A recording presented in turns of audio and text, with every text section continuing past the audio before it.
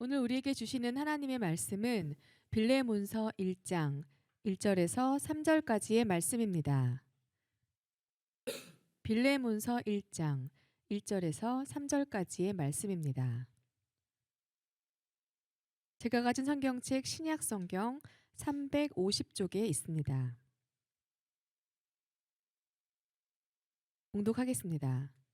그리스도 예수를 위하여 갇힌 자 된 바울과 및 형제 디모데는 우리의 사랑을 받는 자요 동역자인 빌레몬과 자매 아비아와 우리와 함께 병사된 아키뽀와 내 집에 있는 교회에 편지하노니 하나님 우리 아버지와 주 예수 그리스도로부터 은혜와 평강이 너희에게 있을지어다.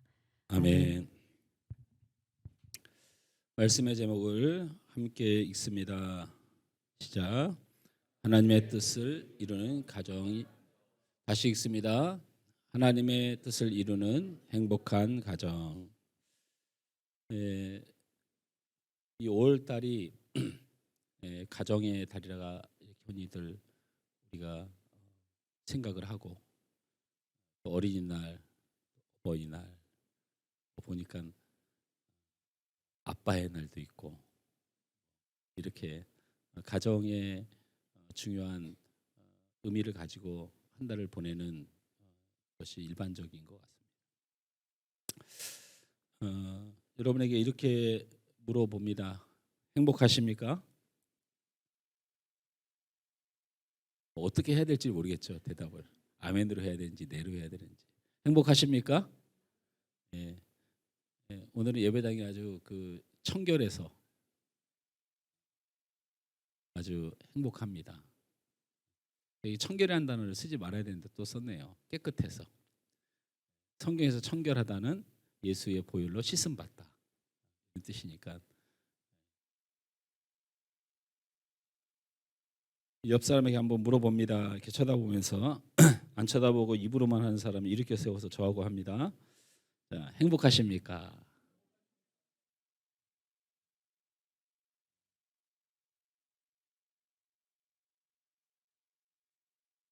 만약에 행복하지 않다면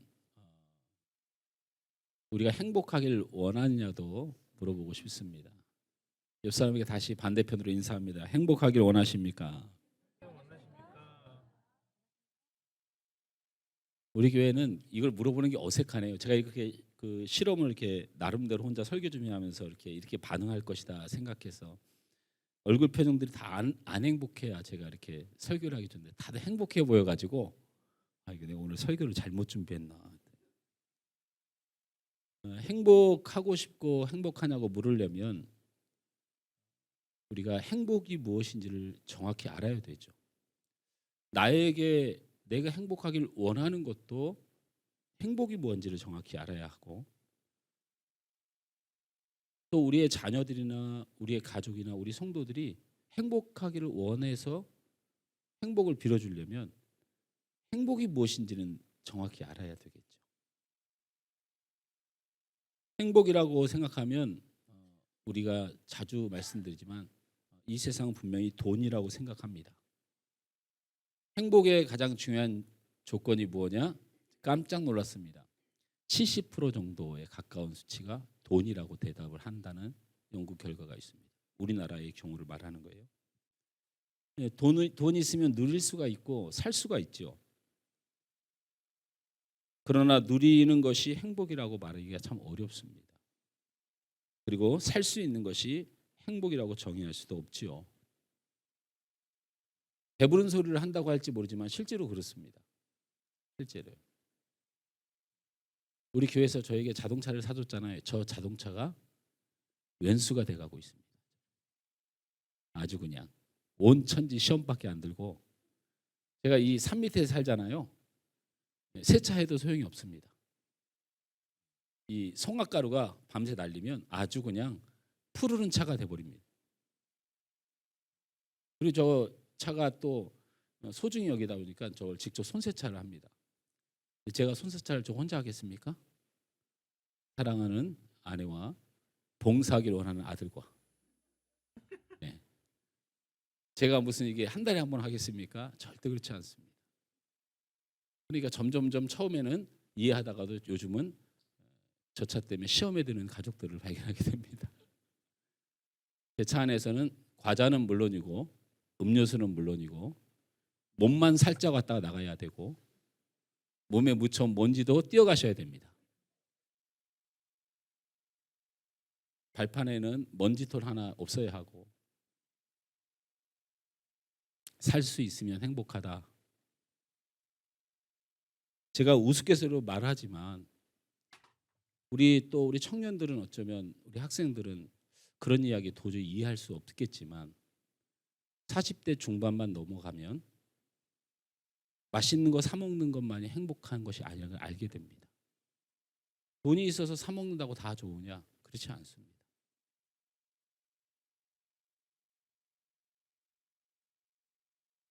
돈으로 살 수 없는 행복의 요소들이 너무 많아서 이놈의 돈 때문에 버리게 되는 행복이 너무 많아서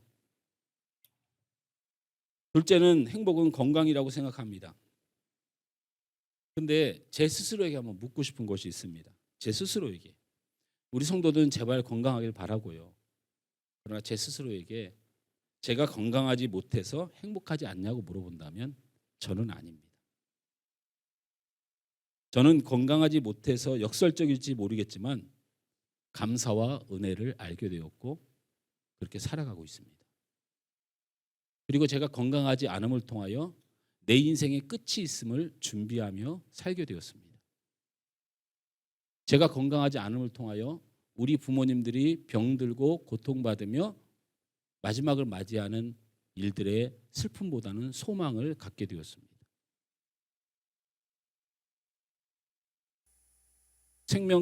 생명의 가치도 알게 되었고 그 생명의 덧없음을 알게 되어서 건강의 문제로 저의 신앙은 더 깊어지고 삶의 향기는 더 아름다워졌습니다. 셋째, 행복의 가치를 이 세상의 순위대로 얘기를 해보면 성공과 높은 지위라고 생각한다고 합니다.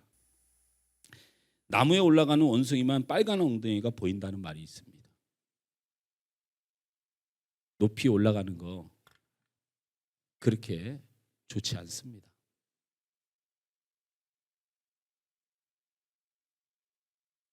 우리나라 국회의원들 중에 주일날 예배를 드리는 국회의원, 기독교 국회의원 중에 예배를 드리는 국회의원이 10% 정도도 안 된다고 합니다. 좋은 대학을 가기 위해서 굉장히 열심히 하고 기도도 열심히 했고 다 신앙생활도 열심히 했으리라는 전제를 두고도 주일날 하나님께 예배를 지키며 드리는 사람이 10%도 안 된다는.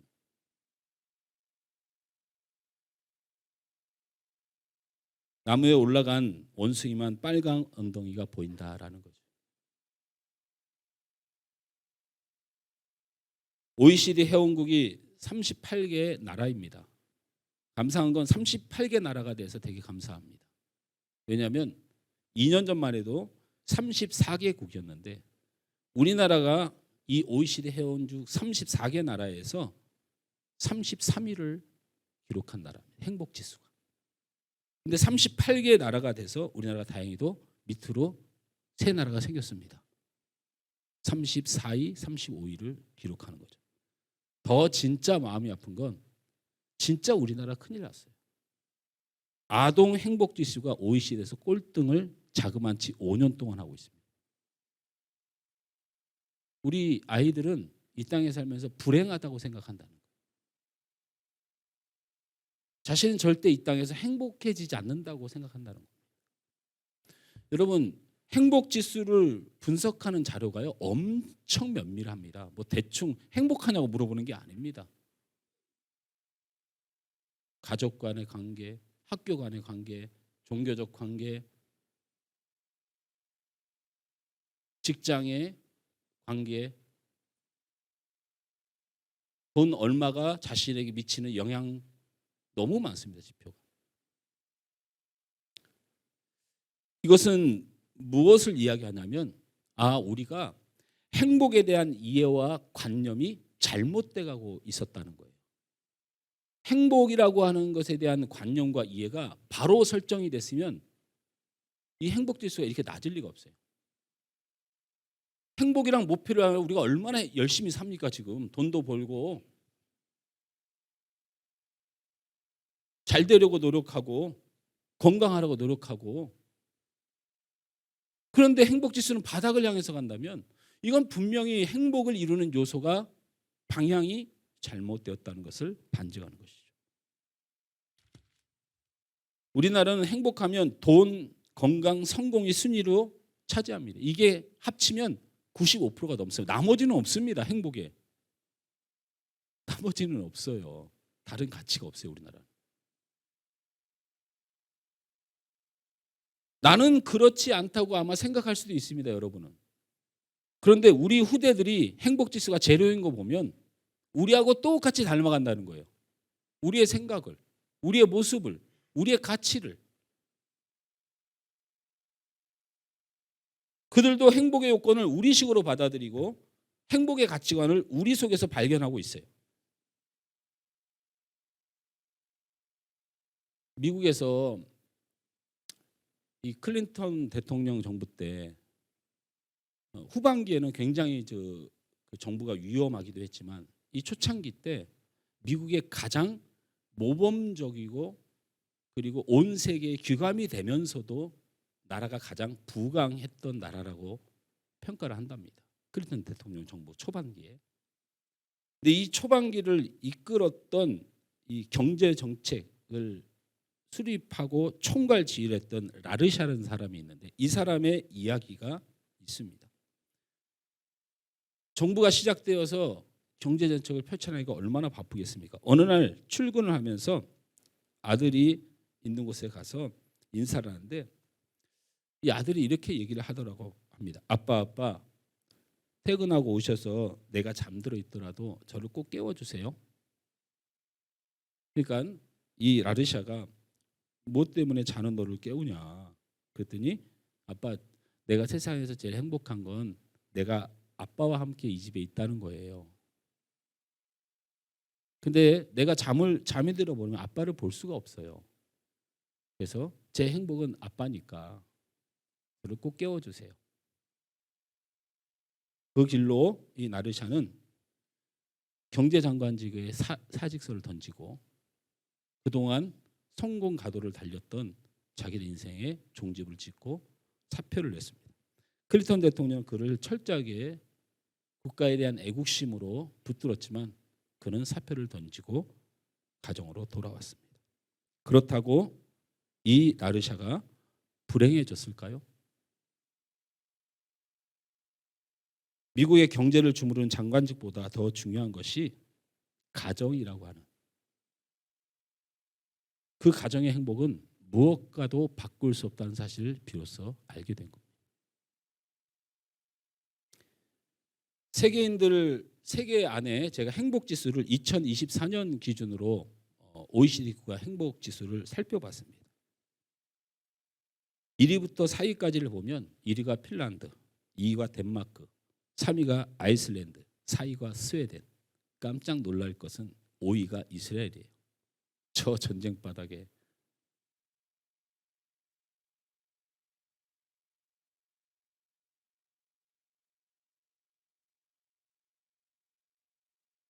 이 네 개 나라의 특징이 뭔지 아십니까?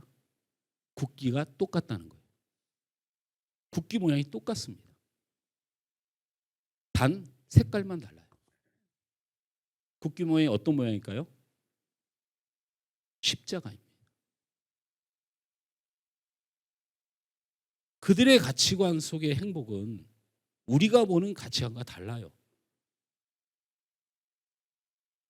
여러분 선진국이라 해서 이런 뭐 흔히들 핀란드라든지 뭐 스웨덴 가면 뭐 복지가 좋고 여러분 그 나라 가서 살아보고 얘기하세요. 살아보고 세금의 월급 절반을 떼어갑니다. 감당할 수 있겠어요? 우리의 행복 지수로 생각해서 우리나라의 월급 절반 떼어가면 우리 복지 아주 대단한 나라 됩니다. 그런데 우리는 그걸 감당 못해요. 우리가 가지고 있는 이 가치관은 내가 왜 남을 위해서 살아야 합니까? 내가 왜 남에게 내놔야 됩니까? 이런 게 우리에게 가능한가요? 뭔가 생각을 잘 못하는 게 뭐냐? 경제 발전, 경제 성장률은 우리나라를 못 쫓아옵니다. 그 나라들이. 행복지수라고 하는 것이 뭘까요? 왜 국기에 십자가가 그려져 있는 나라들은 부하던 가난하던 의미가 없습니다. 그들에게는. 그리고 두 번째가 가정 중심이라는 겁니다. 가정 중심이에요. 내 아이가 좋은 대학에 가야 자랑스러운 부모가 되는 게 아니고 내 아이가 존재함으로 자랑스러운 부모로 사는, 높은 지위와 많은 수입보다 내 아이가 가치가 있다고 느끼고 사는 행복의 기준이 완전히 다른, 있어서도 감사하고 주심도 감사하고. 하나님은 가정을 만드셨고 그것을 세계라고 부릅니다. 이렇게 얘기하니까 가정 얘기가 나오니까 또 우리 김선희 권사 오늘 또 대표기도 하셨는데 시집만 안 간 딸을 또 생각하면서 또 한숨 지면서 목사님 설교가 시험만 들겠구나. 여러분, 결혼을 했든 안 했든 상관없습니다. 여러분은 가정에서 존재한 사람들입니다. 하나님이 가정을 만드셨고 그것을 세계라고 부르고 그것을 세상이라고 부르고 그것이 인생인 것을 알아야 합니다. 인생이란 가정이 없이 생겨날 수가 없고 세상이란 가정이 없이 생겨날 수 없습니다. 세계란 가정이 없이 존재할 수 없도록 하나님이 묶어두신 겁니다. 그러므로 가정 안에서 행복의 시작이고 그 행복의 마지막은 하나님의 가족으로 남는 일입니다.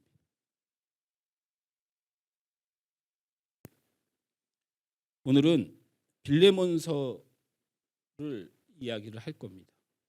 성경에서 가장 짧은 성경입니다. 그래서 거의 빌레몬서를 살펴볼 일도 없지만 한 번만 살펴보면 별로 잊을 수 없는 성경이기도 합니다. 빌레몬서는 사도 바울이 로마에 옥에 갇혔을 때 골로새 교회의 지도자인 빌레몬에게 보낸 옥준 서신입니다. 근데 이 빌레몬이라는 사람이 어떤 사람으로 성경은 우리에게 비춰주느냐에 대해서 보면 신기한 게 있습니다. 성경 구절을 두 군데를 한번 읽습니다. 빌레몬서 1장 1절 읽습니다. 시작. 그리스도 예수를 위하여 갇힌 자 된 바울과 및 형제 디모데는 우리의 사랑을 받는 자요 동역자인 빌레몬과. 이 말씀이 뭐 별로 대단할 건 아닌데요. 바울이 빌레몬에게 편지를 써놓고는 이 편지를 쓸 때 디모데하고 함께 썼다고 굳이 막 억지로 우기는 특이한 점을 발견합니다. 왜냐하면 저희 원어에 나머지 저 단어, 저 부분 바울 및 형제 디모데는이라고 하는 이렇게 언급해서 바울과 디모데는 초대교회 시대의 대표적인 전도자들 아닙니까?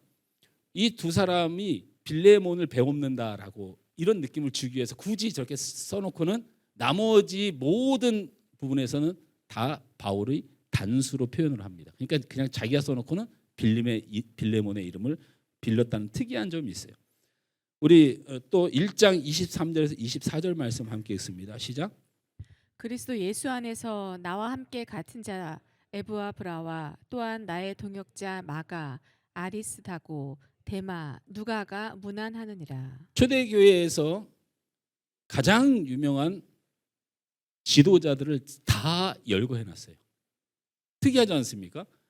딱 한 장밖에 안 되고 이거를 다른 말로 서신서라고 부르는 걸 부끄러워할 정도로 엽서라고 어떤 사람은 표현했는데 이렇게 짧은 편지를 보내면서 바울이 생쇼를 하고 있어요. 디모데도 사랑한다. 누가도 사랑한다. 마가도 사랑한다. 에바브라가 얼마나 존귀한 사람인가. 바울과 같이 감옥에서 있고 나중에 순교한 사람인데 이런 초대계의 가장 유명하고 권위 있는 사역자들이 빌레몬에게 문안하고 있다. 이런 성경 본 적 있습니까? 없지요. 제가 말씀드리고 싶은 것은 빌레몬이 얼마나 대단한 사람이냐, 얼마나 영향력이 큰 사람이냐, 얼마나 성공한 사람이냐를 말하는 것이 아니고 왜 대단해졌는가? 왜 영향력이 큰 사람이 되었는가? 왜 성공한 사람이 되었는가? 다른 말로 표현하면 흔히들 왜 행복해졌는가? 이야기를 하려고 하는 거예요. 근데 놀랍게도 빌레몬서를 살펴보면 그의 행복과 성공과 영향력과 귀함을 나타낼 만한 구절이 한 군데도 없어요. 그런데 목사님, 오늘 서론을 이끌어가는 것도 그렇고 오늘 가정의 달이도 그렇고 그게 그렇게 뭐 때문에 이렇게 서론을 푸시는 겁니까? 결론적으로 말하면 하나님의 뜻을 이루는 가정, 바로 빌레몬의 가정은 하나님의 뜻을 이루는 행복한 가정이었다라는 거예요. 가정 안에서 하나님의 뜻을 이루니까 주변에 많은 사람들이, 주변에 유수한 권위자들이 그 빌레몬을 행복할 수밖에 없게끔 만들고 있다라는 겁니다. 바로 빌레몬이 하나님의 존귀한 사역자들의 반열에, 그리고 하나님의 복음 사역의 귀한 삶을 누릴 뿐만 아니고 당대의 최고의 권위자들로부터 인정받는 행복의 삶을 살았던 것은 바로 빌레몬이 하나님의 뜻을 이루는 행복한 가정을 이루고 있었다라는 것입니다. 말씀을 살펴보다 어떤 가정이었을까? 어떤 가정이었을까? 빌레몬서 1장 1절에서 2절 말씀을 함께 읽었으면 좋겠습니다. 시작. 그리스도 예수를 위하여 갇힌 자 된 바울과 및 형제 디모데는 우리의 사랑을 받는 자요 동역자인 빌레몬과 자매 아비아와 우리와 함께 병사된 아키뽀와 내 집에 있는 교회에 편지하노니. 아멘. 아비아는 빌레몬의 아내입니다. 그리고 아키포는 빌레몬의 아들입니다. 그런데 본문을 다시 띄워줘 보십시오.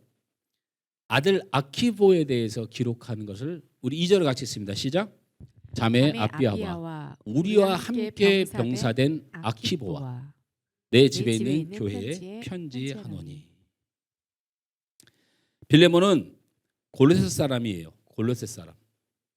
그런데 에베소에서 바울을 만나서 복음을 받고 예수를 믿게 되었습니다. 그리고 아내를 전도하고 아들을 전도했어요. 특히 아들 아키보를 바울이 언급할 때 우리와 함께 병사된 아키보라고 말했습니다. 빌레몬의 아들은 바울 자신과 디모데와 누가와 마가 함께하는 복음의 사역자라고 소개하고 있습니다. 이렇게 바울이 말할 정도로 빌레몬은 가정을 복음화했을 뿐만 아니고 그의 자녀를 주님의 일꾼 되도록 내어놓았습니다. 주님의 일꾼 되도록 내어놨다는 말이 이때에 무슨 의미를 갖냐면, 여러분 나중에 제가 말씀을 드려야 되겠지만 이 빌레몬은 소아시아에서 가장 부유한 부자입니다. 그러면 그대로 키웠어야 돼요. 그 대신 그렇게 키우지 않고 반대의 삶을 자녀에게 선택하도록 했어요. 주를 위하여 죽으라. 가치관을 완전히 다르게 바꾸었던 거예요. 예수 믿으면 죽는 시대입니다. 그런 삶을 살아가도록 아들을 교육했다는 건, 제가 드리고 싶은 말씀은 빌레몬에게 가정은 선교지였습니다. 이게 하나님의 뜻을 이루는 행복한 가정을 만드는 비결입니다. 사랑하는 성도 여러분, 여러분의 가정이 선교지임을 잊지 마십시오. 그러면 마음이 편해집니다. 자꾸 육신의 가족이다, 내 핏줄 있다, 여러분 이거 접어두세요. 그러니까 말을 못하는 거예요. 그러니까 담대하지 못하는 거예요. 그러니까 실망하는 거예요. 선교적 마인드가 없으니까, 가정 안에서 선교적 마인드가 없으니까.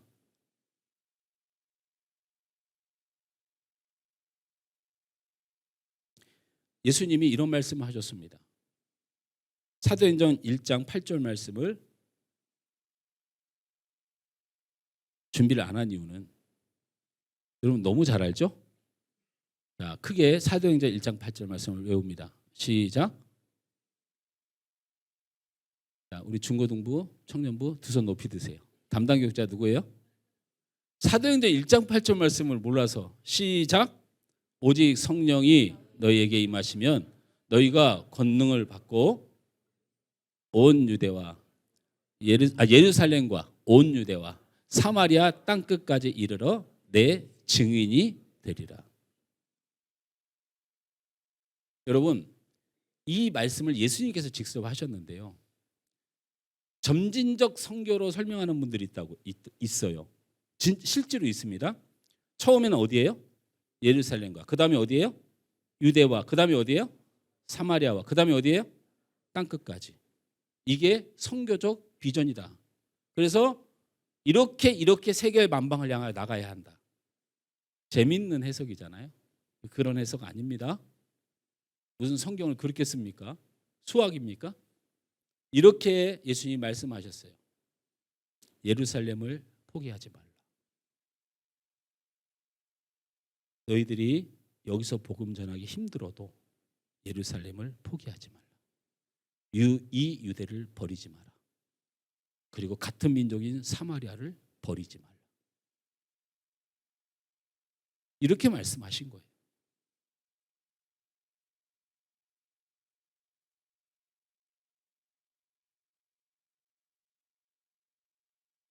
하나님은 우리의 가정의 선교사로 서길 원합니다.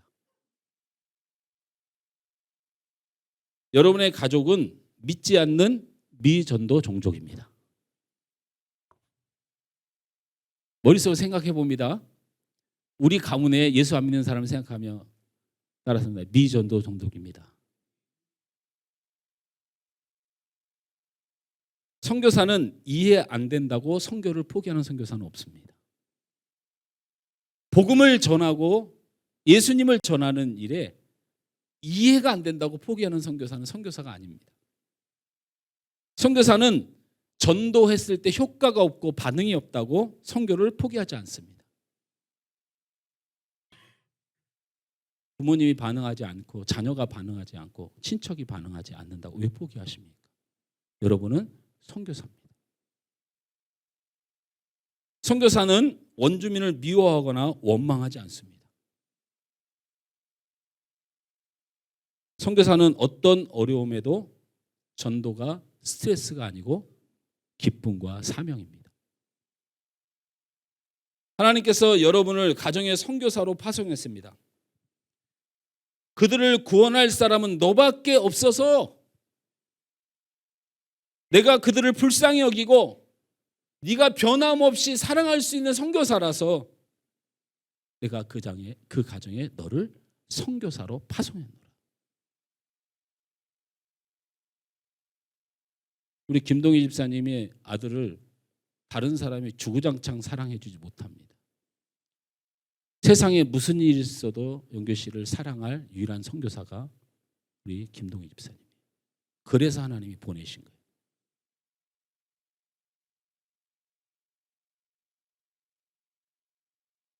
빌립보 감옥의 간수는 복음을 듣고 가족의 전도를 하고 세례받게 하여 교회가 시작되었습니다. 고넬료는 베드로를 만나서 복음을 받고 성경에 기록하게 온 집이 하나님을 경외하게 하다라고 써 있습니다.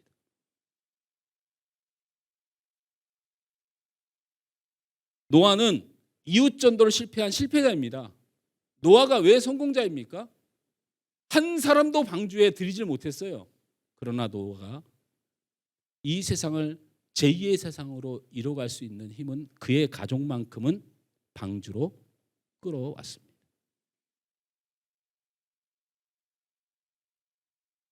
빌레몬은 가정의 복음을 전하는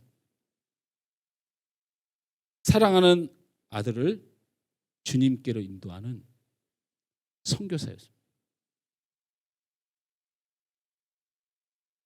이 아키포가 내 아들과 내 자녀와 성향이 다르다고 생각하시면 안 돼요.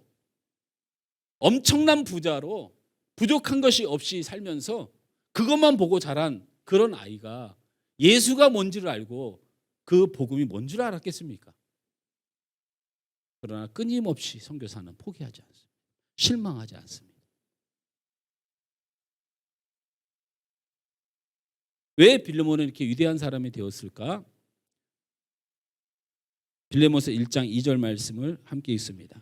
시작. 자매 아비아와 우리와 함께 병사된 아키뽀와 내 집에 있는 교회에 편지하노니. 여기 말씀해 보니까 내 집에 있는 교회에 편지를 한다는 말이 있습니다. 빌레몬은 골레속 교회의 지도자라고 말씀을 드렸습니다. 빌레몬은 바울에게 복음을 듣고 예수를 믿게 된 후에 첫 번째로 한 사역이 뭐냐면 가정을 교회에 되게 했습니다. 바울은 내 집이 교회이다라고 편지를 보냈어요. 고레석 교회의 시작은 바로 빌레몬의 가정을 드림으로써 시작되었습니다. 그 가정에는 기도가 있었고, 그 가정에는 말씀이 있었고, 그 가정에는 찬송이 있었고, 그 가정은 예수님을 주인으로 모시는 참된 교회로 일구어 갔다는 것입니다.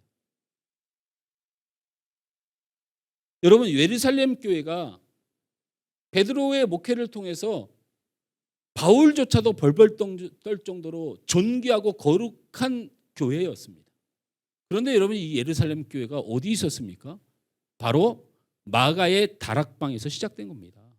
마가의 가정이, 우리 가정이 망할지라도 예수님께 모여 기도하고 예수님께 모여 찬송하며 나아가자고 주장했던 겁니다.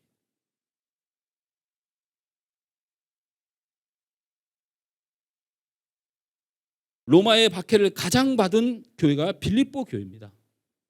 마게도의 진영 최상단에 그냥 아주 그냥 노마의 발밑에서 벌벌 떨면서 수많은 순교자를 냈고, 바울이 가슴 아파하며 가슴을 치던 교회가 빌립보 교회였고, 바울이 선교를 갈 때마다 그 거지 같은 인생을 사는 빌립보 교회 성도들이 있는 돈 다 끌어모아서 바칠 때마다 바울이 이거 나한테 보내지 마라. 너희들 나한테 이거 보내지 마라. 너희들 살기도 힘들지 않냐. 이렇게 위대한 영적 능력의 빌립보 교회가 어디서 시작됐습니까? 느디아의 가정에서 교회가 되었습니다.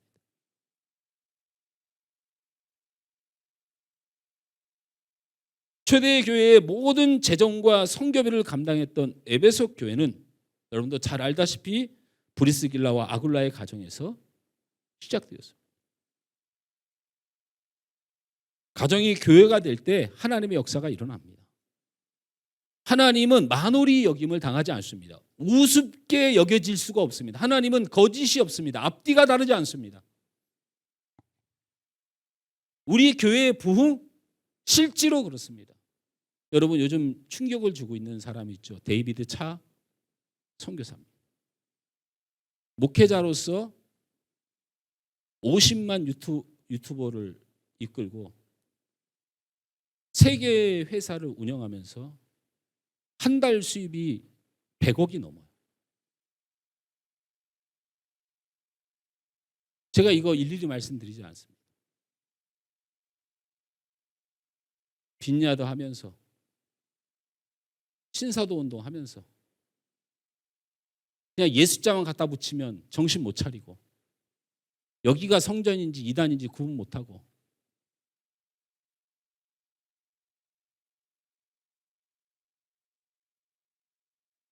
하나님은 속지 않으십니다. 내가 교인이 아니고 내 가정이 교회가 아닌데 여기만 나오면 교인이 되고 여기만 나오면 교인이 돼. 하나님이 속으실까요? 여러분의 가정에 자녀가 예수 잘 믿고 삶을 잘 사고 제가 그 얘기 하나요? 아닙니다. 가정에 가서 기도하십시오. 그냥 다른 거 하지 마세요. 원망하지 마세요. 남편 아내 원망하지 마세요. 그냥 기도하세요. 교회 만드세요. 거기서 찬송하세요. 거기서 말씀 보세요. 도대체 말씀 들어서 어디 가서 실천하시려고 그렇게 묵혀두시는 겁니까? 일주일 동안 잘 버티다가 그 다음 주에 와서 능력 있게 주일 예배드리는 이 1시간 거룩함을 위해서 말씀 듣습니까? 아니지 않습니까? 가정이 교회가 될 때 하나님의 역사가 있고 가정이 교회가 될 때 하나님이 일하시고 뜻을 이룹니다. 뜻을 이룹니다. 여러분이 노력하면 오늘 내가 남편한테 잘 보여야지, 내가 아들을 꼭 참아야지. 여러분 그거 나중에 하시라고요. 하나님이 일하게 하시라고. 그 가정에서 기도가 있게 하고 그 가정에서 말씀이 있게 하고. 여러분 이 이야기는 너무 잘 알려진 예화일 거예요. 어떤 사모님이 목사님이 어느 날 주일날 설교를 하려고 앞에 섰는데 사모님이 이상한 행동 하나를 하셨습니다. 뭐를 했을까요? 맞춰보세요. 그럼 제가 설교를 빨리 끝내겠습니다. 네, 어제 총선이라 피곤하셔서 조는 분들이 많을 것 같은데 가정이 너무 그 복음적이고 교회적이고 그러니까 이런 설교는 딴 사람이 들어야 졸리는 거야. 담임 목사님이 설교를 하러 강당에 올라왔습니다. 사모님이 한 행동은 네? 뭐라고요? 졸았다고요? 사모님이 갑자기 집에서 덮고 자던 이불을 들고 강대상으로 올라왔어요. 놀란 목사님이 아니 여보 여기서 뭐 하는 거냐고. 사람들 다 보는데. 사모님 하는 말이 여기서 삽시다. 당신이 설교할 때만 교회 같아요. 이 자리가 교회고 하나님의 나라예요. 왜 진정하고 들어가. 집에 오면 매일 짜증내고 신경질 내고 그곳이 지옥인데 내가 거기서 왜 살아요? 저는 당신 설교하는 이 자리에서 살래요. 제가 이걸 보고 어찌나 마음이 찔리든지 우리 사모가 어제 왜 아팠겠어요? 여러분 우리 사모가 아프면 다 저를 보세요. 저를 보시면 돼요. 또 얼마나 잔소리를 했으면. 그 전날 사모 교육을 2시간 정도 시켰습니다. 제가.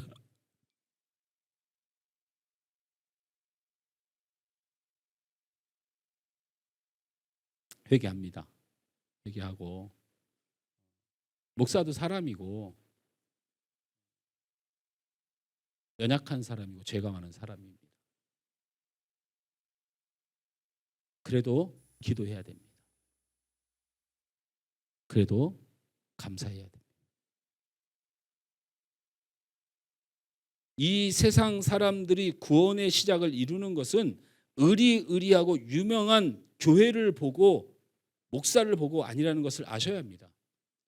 이 세상 사람들이 이 교회를 올 수 있는 유일한 방법은 바로 당신의 가정을 보고 당신을 보고 온다는 걸 잊지 말아야 돼요.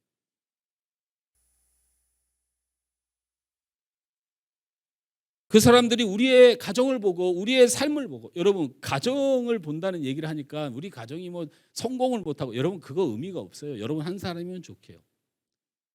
말을 듣지 않는 자녀지만 어떻게 저렇게 기도하고 믿고 평안하고 견뎌내는가.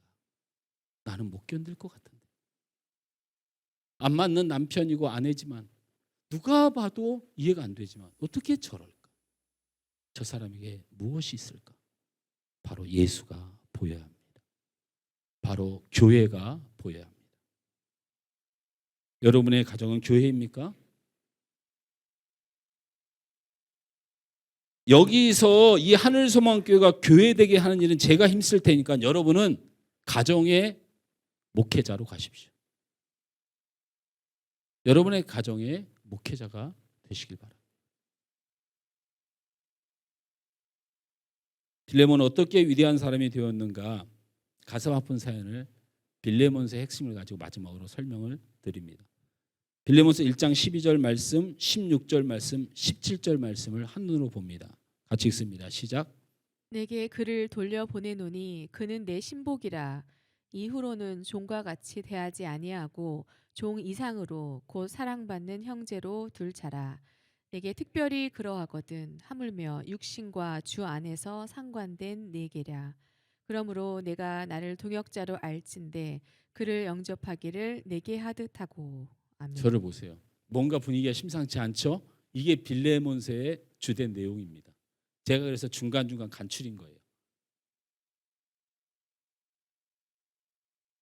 골로새 교회의 지도자인 빌레몬에게 바울과 누가와 마가와 디모데와 에바브로와 데모와 총동원돼서 빌레몬에게 요구하는 것이 있었어요. 그것은 바로 바울의 가장 또 최측근 사역자인 오네시모에 관한 이야기입니다. 오네시모를 지금 보내겠다는 거예요. 너의 가정에. 오네시모를 보내겠다는 거예요. 너의 가정에. 그 오네시모를 보낼 테니 그 오네시모를 바울 자신을 대하듯이 영접하고 그를 그 가정에서 받으라는 거예요.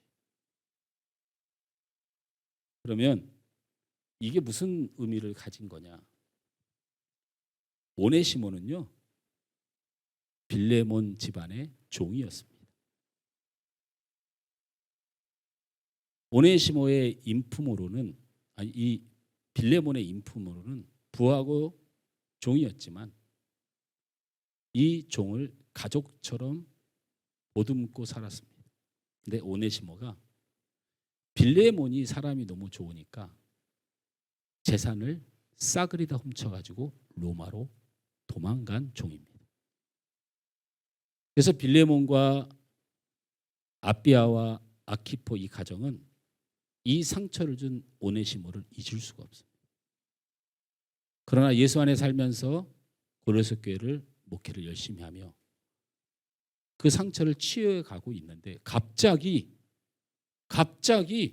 바울이 편지를 보내서 이 원수 오네시모를 그 가정에 다시 받으라는 거예요. 그러는데 나중에 빌레몬서를 읽어보면요, 기가 막힙니다. 종이로 여기지 말지니 그가 훔쳐간 돈이 얼마나 된다고, 그거 내가 줄게. 그거 써 있어요. 여기 써 있어. 내가 줄게. 나한테 청구해라. 속을 뒤집어 놓습니다. 바울이. 잊을 수가 없어요. 이 상처는. 빌레몬의 가정은 평화롭고 교회였고 자녀도 잘 자랐습니다. 이 오네시모가 온다는 건 불행의 시작입니다. 상처의 시작이고 자신을 배반하고 자신의 재산을 훔쳐 도망간 원수입니다. 바울은 자신을 대하듯 오네시모를 받아들이라고 말합니다.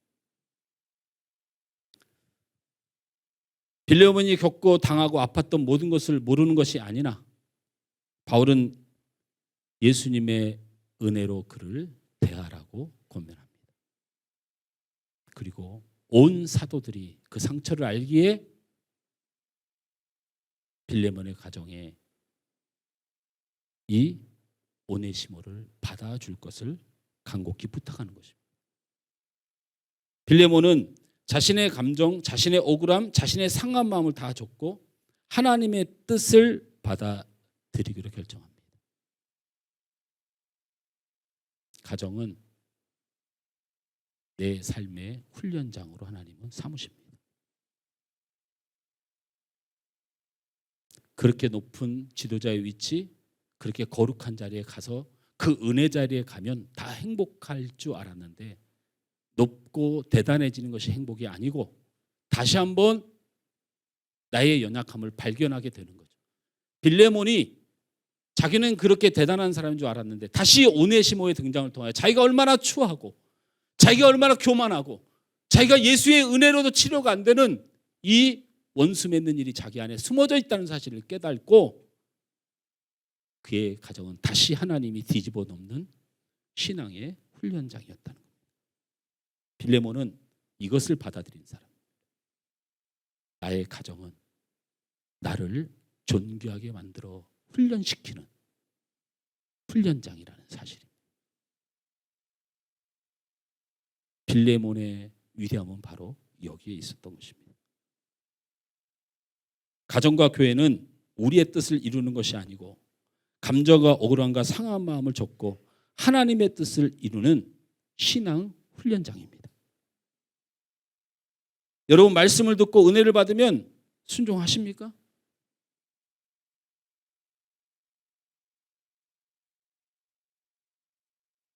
교회와 가정은 문제가 없는 곳이 아닙니다. 문제가 많은 곳입니다. 그러나 문제가 없으면 감사하는 곳이고 문제가 있으면 기도하는 여전히 하나님을 향한 신앙 훈련장입니다. 그런데 그게 안 되는 거잖아요.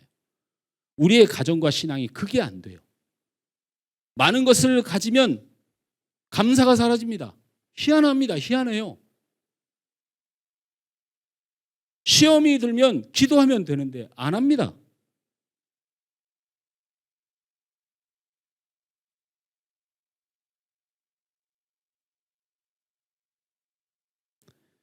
여러분, 교회에서 훈련받고 있는 것입니다. 제가 있기에 여러분이 훈련받는 중이에요. 제가 있기에. 제가 잘나서 훈련받으면 그게 훈련이 되겠습니까?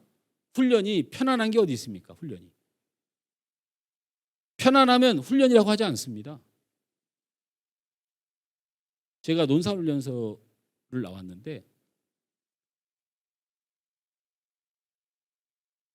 이 뭐 각계전투 훈련장이라든지 뭐 수리탄 교장이라든지 너무너무 그 교장도 힘든데 문제는 거기까지 걸어가는 게 더 힘듭니다. 도착하면 죽을 것 같아요. 진짜 안 해본 사람은 모릅니다. 웃는 사람은 군대 나온 사람, 안 웃는 사람은 사회복무요원. 아닌데요? 사회복무요원도 훈련소 다 가지 않습니까?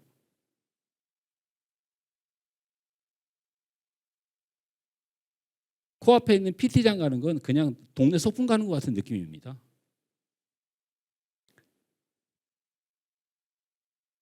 제가 부족하니까 여러분이 훈련받고 있는 거라고요. 제가 부족하니까.